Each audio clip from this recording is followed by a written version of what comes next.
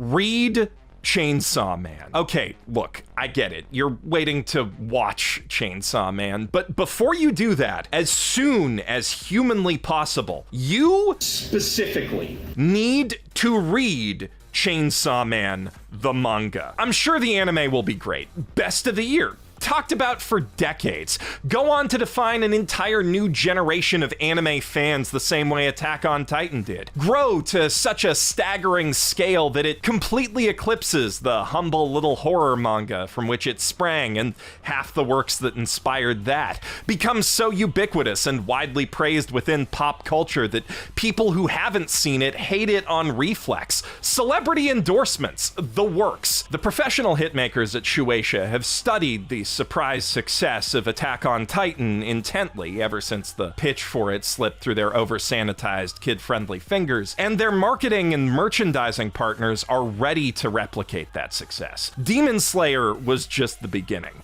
Mark my words, this is the new face of Adult Swim. The source material was already incredibly strong and purpose-built for American audiences, and while MAPPA is a dehumanizing nightmare sweatshop art factory, they sure do know how to allocate production resources to important marketing assets and create a sizzle reel. Series director Ryu Nakayama appears to have learned a lot about battle horror anime from his work on Jujutsu Kaisen episodes. Gatchaman Crowds and Monster Musume's Tatsuya Yoshihara should bring the right kind of fun, zany energy to animating its fights. They got Devilman Crybaby's character designer to bring the demons to life, and Vinland Saga's art director working on the complicated city backdrops. Oh!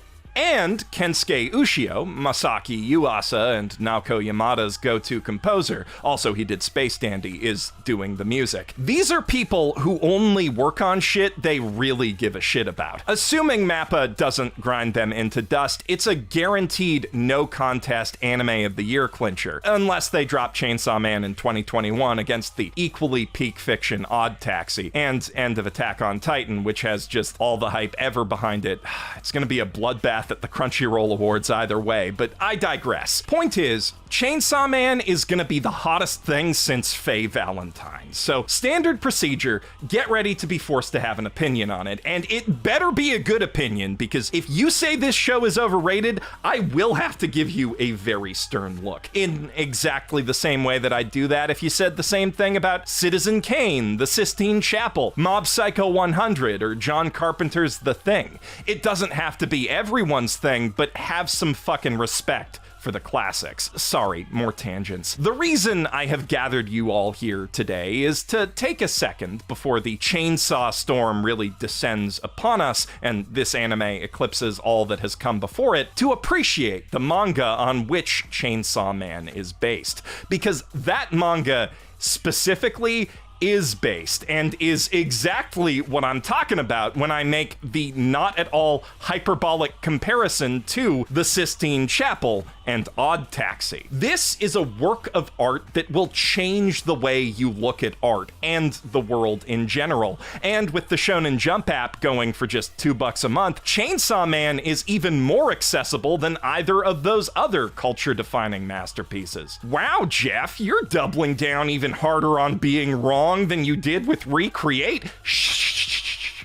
Firstly, that is a classic. I will have my vindication with a video essay one day, but I kind of need someone who actually went to college and read Nietzsche instead of getting a game design diploma and digesting him through JRPGs and anime villain speeches to help me write it. So, fellow YouTubers, you like Recreators and want a collab, hit me up. Secondly, more importantly, I am not jumping the gun devil on this, not even remotely. Chainsaw Man is finished. It will continue eventually, but a complete story has already been told in the 97 chapters that have already been published. And after spending a year chewing on its ending, rereading it multiple times and putting off analyzing it because, frankly, its greatness kind of intimidates me, I am certain about this. Chainsaw Man isn't just a great manga, it is peak fiction. every single part of the Tankobon/Jump periodical Buffalo is used to assist in telling its story and communicating its themes. It treats no subject matter as taboo while exploring mundane modern fears like debt, slavery, capitalist alienation, and the thought that you might die without ever touching a titty through a powerful lens of surreal apocalyptic horror, with lesbian orgies and Halloween, but also a good deal of fun shonen punch-em-uppery. Because it's also a story about a guy with chainsaws for everything called Chainsaw Man who goes vroom when you pull the ripcord in his chest, turning giant bat monsters into blood piñatas with the help of his best friends, Serious Simp, and the greatest being to ever grace you mere mortals with her presence. Bow before power and buy her merchandise. When did I take out my wallet? Oh, hey, yours is out too. Guess now's as good a time as any to tell you about today's sponsor, Raycon, who are in the business of providing premium wireless earbuds at below premium prices, starting at half the rates of comparable audio brands. I recently worked my way through another piece of peak fiction, the unabridged Lord of the Rings audiobook, and the bassy sound of my Raycon earbuds perfectly captured every dulcet note of deep, old-timey storyteller magic in Robert Inglis's brilliant one-man performance of Tolkien's epic. Their lightweight build and contoured noise-isolating fit made it easy to forget I was even wearing earbuds at all. And with 6 hours of playtime and seamless Bluetooth pairing, I never had any issues to remind me, making it all the easier to lose myself in the minutely textured woodlands of Middle-earth. I seriously cannot get over how comfy these things are. I also love the Mega Man-y color palette, one of many stylish patterns on offer. Not that I get many chances these days to go out in public and take glamour shots with them like all the real celebrities who love their Raycons. Though with their 45-day free return policy, it'll cost you nothing to see for yourself how you like their fit, style, and sound.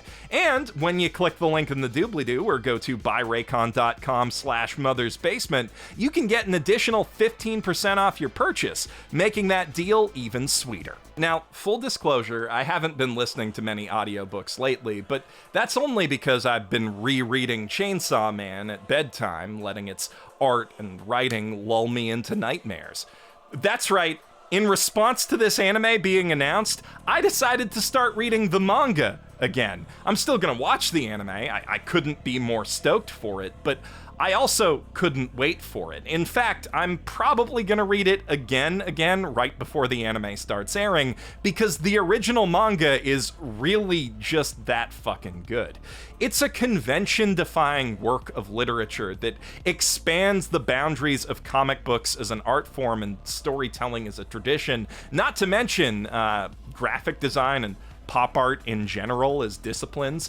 Series creator Tatsuki Fujimoto's commitment to excellence and experimentation in form is evident from the very first fight in the series. Look at the way that sound effects are used to create a feeling of 3D depth and momentum in action panels, like a bass drop mixed with a fast zoom. And in the incredibly creative spread that caps the whole thing off, Chainsaw Man's arm simultaneously rams through the zombie devil's eye and slices downward to tear his face in half after the fact, the break in the page connecting the same object from the same perspective in two different moments in time. The Chainsaw Man manga is a rad-ass grindhouse action flick that's also a shonen battle thing, that's also an endearing work-life sitcom, that's also a moody art house psychological horror joint, that's also the posters for all of those things, and also some classic paintings sometimes.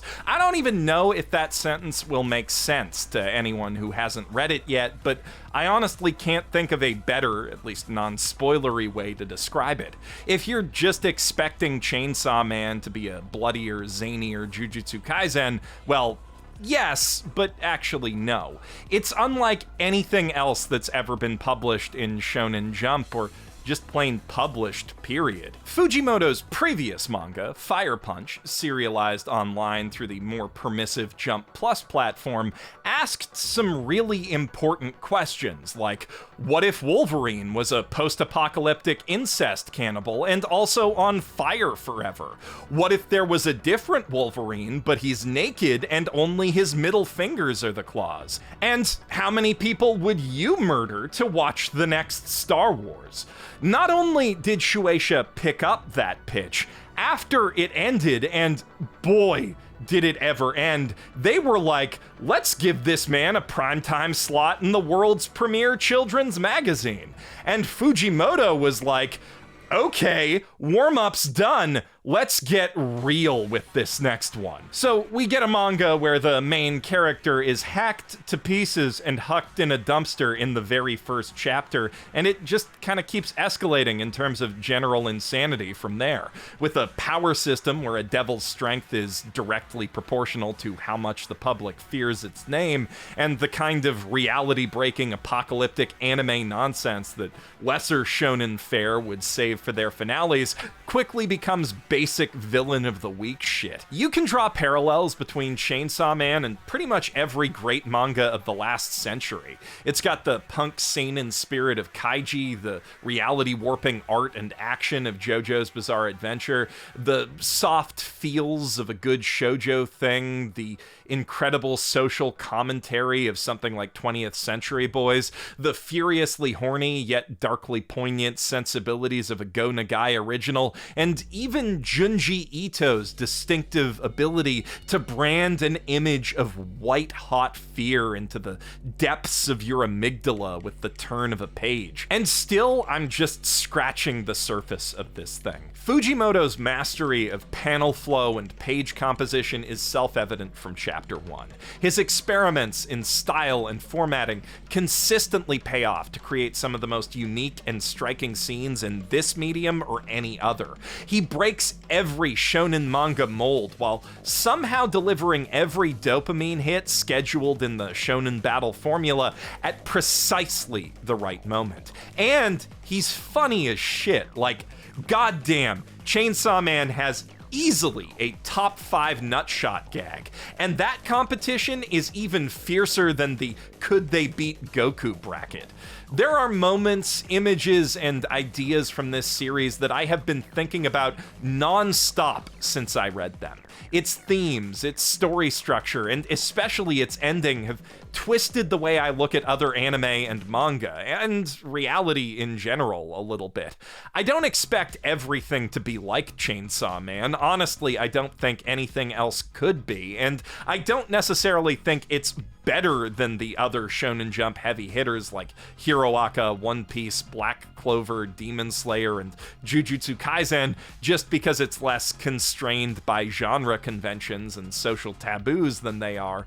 There's a lot of different ways that manga can be good. What I mean when I say that Chainsaw Man is a different beast from everything else in Shonen Jump is merely that commentary on real-world horrors like starvation, child predation, homelessness, gun violence, terrorism, conflict between global superpowers, and getting hit in the balls is a far cry from the more timelessly pulpy conflicts of something like Black Clover or Hiroaka, or even the socio-political allegory of The Promised Neverland and One Piece. Even Death Note, a similarly intricate, self-contained story of geopolitical mind games and supernatural horror, feels fundamentally different in tone and structure from Chainsaw Man. I think another big factor in that is the story's focus. Every one of those other manga I just mentioned is built in one way or another around the build-up to and spectacular execution of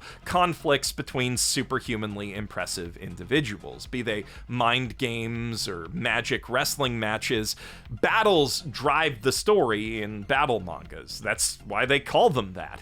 Whereas in Chainsaw Man, while the battles are awesome, fighting is kinda just Denji's day job, the thing he has to do to live the life that the story is really about. Many of the biggest threats aren't even built up to, they just pop in out of the blue with zero warning. In a sense, Chainsaw Man is really a sitcom about three weird roommates who learn to get along despite their vast differences while they work together at the government demon murder office. Not unlike how Tokyo Ghoul, the manga, not the butchered anime adaptation, is more a drama about the struggle to learn about, acclimate to, and ultimately change for the better life as a ghoul in a human city than it is a series of street brawls with big bad monster men and scary police psychos. Those things do drive the story at times, but they're not the only driving force behind it. Rather, they add gritty, violent texture to the bigger world that it's about. Now, Denji is younger than the college-age Kaneki, so his journey through his world is more coming of age than adult self-actualization, but both are equally prone to quoting other great works of literature and art as they tell their stories, like Kafka's Metamorphosis and Mary Shelley's Frankenstein, or Junji Ito's Gyo, Gareth Edwards' The Raid 2, and Anthony C. Ferrante's Sharknado. Credit goes to Yowtrek on Twitter for cataloging all those references in a great, if very spoilery thread. Once you've already read the manga, and only if you have, give that a read too. It's good content. If, after everything I've said, you're still in the reading is for nerds camp of this discussion, if you still need convincing of the transcendent genius of this manga, then look no further than Power, the waifu who will be on the tip of everyone's lips for the rest of time once the anime airs. Shit, she's already all over Twitter and Pixiv and Reddit, and with good reason. Ask anyone who's read Chainsaw Man, and they will tell you what a delight her character is. And that character, your new sexy demon anime girlfriend, was inspired by Eric Cartman and Walter from The Big Lebowski. Your mind recoils from this knowledge. How, you wonder? That goes against everything you thought you knew about waifus. There's no way she wouldn't be terrible, and yet, the proof is in the simping. You need but read, and you will know. Okay, I've made the case in as many ways as I possibly can without spoiling some of the greatest surprises in all of fiction that Chainsaw Man is a must-read manga of the highest order, equal in its status as essential graphic literature to Watchmen, Berserk, Mouse, and Uzumaki. It deserves, nay, demands to be experienced in its original form. But don't worry. Doing so will not ruin your anime viewing experience. That's impossible. It's even better the second time through, and trust me, even better the fourth. Anyone who is alive right now and doesn't read Chainsaw Man before they're not will have led an incomplete life. And I don't know if you've noticed, but the ocean's been doing some anime finale shit. Water in the fire, why? Water in the fire! Why?